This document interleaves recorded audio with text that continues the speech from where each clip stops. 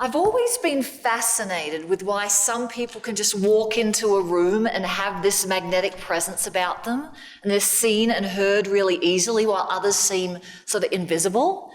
And I've always been fascinated with this because I want to be that person. I want to be seen and heard and inspire change, but internally I'm shy and I'm an introvert. So I've always had this push-pull dynamic between really wanting to be seen and not wanting to be seen, and really wanting to be in the spotlight and no, I don't think so. Can any of you at all relate? Yeah. I think this has been made worse for me because I'm an Aussie. In Australia, we have what you call the tall poppy syndrome.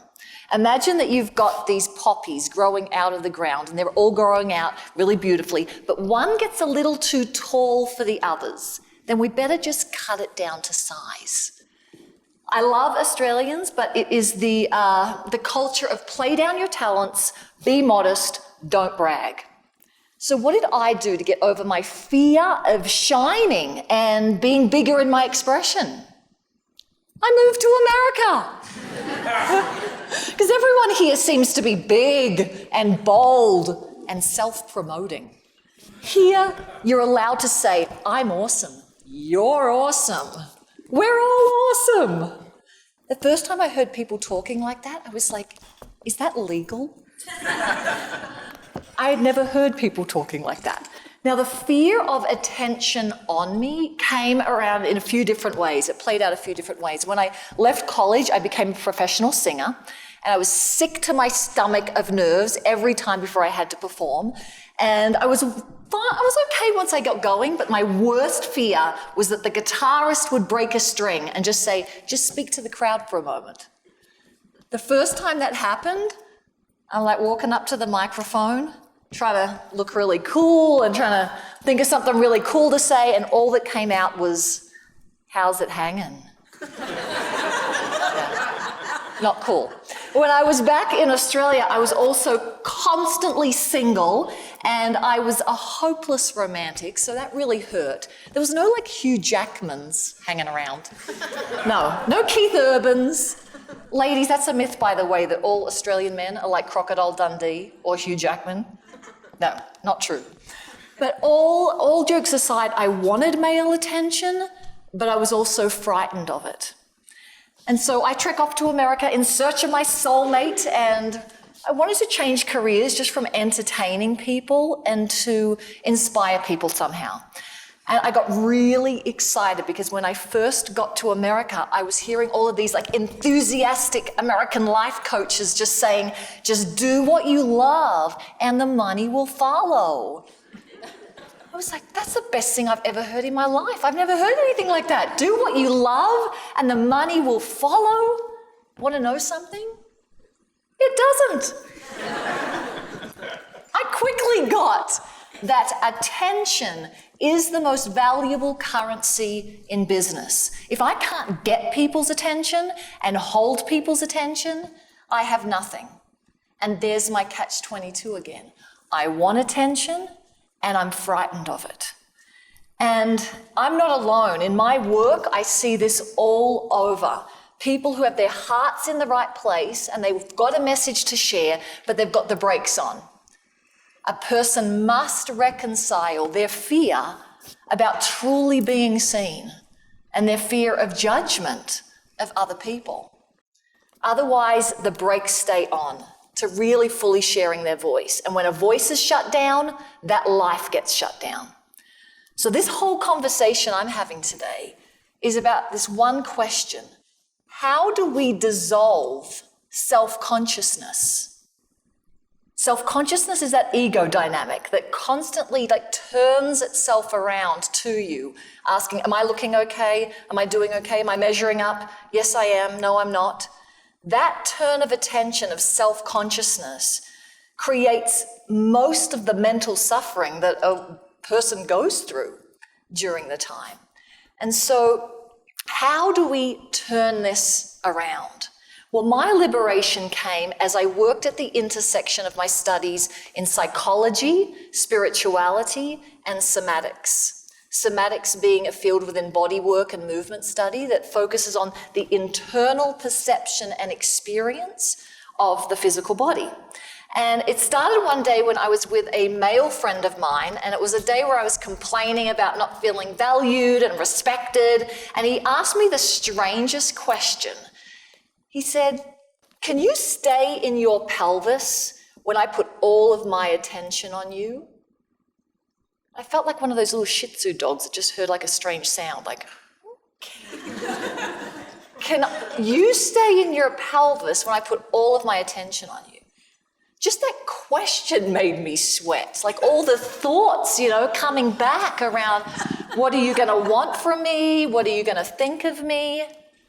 But I stayed. I did it. I stayed. I wanted to run out the room as he put all of his attention on me. And as I stayed, something started unwinding and a power within me started arising that really surprised me. And so since then, I just started devising practices and routines to train my physical and energetic body to stay present, to stay home, no matter what. And it led me to a big breakthrough and finally meet and marry my gorgeous husband, and to change the way that I was interacting with groups that I was talking to. I found 5 women who were friends of mine at the time to be my first guinea pigs, and I continued putting experiments and practices together. I called it the art of feminine presence. And my goal was that we would all feel unshakable no matter how many eyes were on us, particularly in situations that would have thrown us into self-consciousness really easily or put us under stress, like speaking to a group like you. Right? And all of the practices worked immediately. And that was 10 years ago. And since then, I've been working with over 12,000 women from different cultures, corners of the globe, ages, spiritual backgrounds, helping them to be visible, courageous, and fully self-expressed. And in that time, there's been a few surprising discoveries that I made that I want to share with you today, because it has profoundly elevated the way that I lead, the way I communicate, and it has led me to experiencing an inner peace and a quietening of the mind that I never thought possible. So when attention moves your way, imagine you got up here and started speaking and all the group's attention goes. When that shifts, what happens when self-consciousness comes is it throws us into a contraction. The contraction is a coping strategy in order for us to feel safe. For example, you'll see a lot of people shrink their body will contract, or their energy will contract, you know what I mean? And so that coping strategy is trying to make them feel more safe, but they actually feel more anxiety after doing that than they did moments ago. Some people, their contraction is over-trying, over-smiling. I have presence, doing something that's sort of forced sense of confidence, but that is also a contraction. That is sending a signal to your brain that you interpret as, it's not safe just to be me. It's not safe to be present. So attention comes, self-consciousness does its thing, puts you into a coping strategy that you think is going to make you more safe. It's unconscious, but it actually makes you feel less safe. The only way around this self-consciousness dynamic that runs most people's lives is to train the body how to feel safe, truly safe, anytime. Unless there's a tiger in the room. That's the kind of fear you want, okay? Just so we're clear. So the first thing that I want to show you, and you can do it right here, right now, is where your attention goes affects how safe you feel walking through life. Most people, most of the time, have their attention outside their body. It like hovers up and forward because we're so forward all the time. What's next? What's next? I call this the head bubble. It's like where your thoughts, your worries, your concerns, your inner critic live. And when you are outside your body, those run amok. So let's do that for a moment. I want you to just lift your attention, where you put your attention above and forward in your headspace, and just notice as you look around the room sort of how that feels. I think of something that you've been worried about or it's on your to-do list, and just sort of hover here. Now, when somebody brings their attention back and down into the core of their body, something really interesting happens. They can feel a felt sense of presence from the inside, like taking a deep belly breath and really landing there. Can you do that for a moment? Now I want you to bring it back and down. Feel the back against the chair. And I don't mean put your attention on your pelvis. I mean put your attention inside. So you're going to sense yourself from inside. And notice what that does, how you feel when you're more grounded. Now, I'm going to do this because I want you to see what it looks like, because many of you are doing it all the time, and I want you to know what it looks like and what it feels like. So I'm going to go into my head bubble, and I want you to notice what coping strategy might show up for me, or how we relate to each other when I'm in head bubble. Hover, hover, hover. Well, hi everyone, I'm Rachael Jayne Groover, and I'm really excited to be here today at TED to talk to you about some surprising discoveries that I've made with the art of feminine presence. It's really helped a lot of women to be more visible and courageous and blah, blah, blah, blah. Notice outside the body. Now if I come back down and I speak to you from this place, I'm tracking that I'm in the core of my body at the same time as speaking to you. What happens? I'm purposely not going to talk about anything of any significance so you can feel the difference. What happens in me, what happens between us, and possibly what happens in the room when I get present. What changes from here to here? Well, 95% of our participants, after listening to someone for about 30 seconds, be in what I call home, they report they liked them more, they trusted them more, they were more authentic, they felt a connection, they remembered more of what they said, all of this in just 30 seconds. Not only that, the person who was speaking reported that they felt more in the flow. They felt more connected to the person. They weren't now thinking about what they were going to say, but they felt more emotion, more life force, and self-consciousness vanished. Why such a difference from your attention being out of your body to your attention being inside your body? Well, when you can really contact the lower space of your body, it sends a signal to your brain that I am safe. And when you are safe, your heart opens, you become less defended, and you get to experience your authentic power. Now, millions are practicing being home in their body every day through yoga, tai chi, qigong, whatever, but the problem is it stays on the mat. And that is the mission of Art of Feminine Presence, is to get people living, breathing, talking, communicating from this place. Because what could happen if people really trained their bodies to feel safe and not be worried about what other people are thinking of them? The other thing that was really surprising is it happened by accident. I was trying to up the ante and make it more difficult for these women to stay home in the center of their core when they had attention on them. And so I had a woman go into meditative state, just meditating on this place with a subtle movement. And I got a group of women to witness her, to watch her, thinking that that would be harder to get into a meditative state when you've got a group of people watching you.